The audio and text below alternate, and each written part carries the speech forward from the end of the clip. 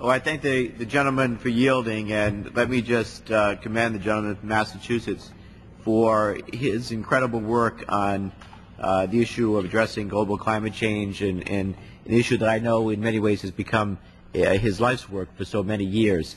And I deeply appreciate his work here in the Congress, particularly as he leads the Committee on the Environment and Global Climate Change here in the Congress. Madam Speaker, I rise tonight to join my colleague, Mr. Markey, and so many others in addressing this issue of global climate change, particularly during tonight's special hour, to recognize the critical negotiations that are beginning to take place at Copenhagen at the United Nations Climate Change Conference.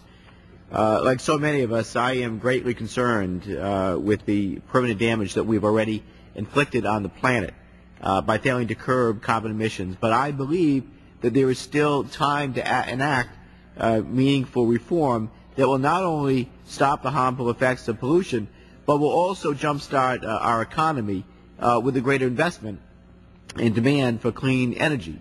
This issue, in terms of addressing global warming, is important for our environment, it's important for our national security, it's important for our economy in creating jobs of the 21st century, and clearly it's so vitally important to really the future of our planet. The predictions of what will happen to our planet if we do not take action on global warming are startling, and often they are even too dire to comprehend. But as a representative of the ocean state, I simply can't ignore the situation that's facing my state today and in the near future. Now, in my home state, just of our coast, the temperature of Narragansett Bay has risen 2 degrees in the past 30 years, leading to dramatic changes in the fisheries population. In Rhode Island, we rely in our economy on the fishing industry, and they are being so adversely affected right now because of these issues.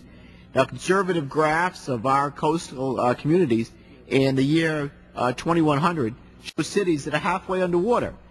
Now, what happens to the investment that we made to restore our fisheries, upgrade our ports, and refurbish our wastewater infrastructure?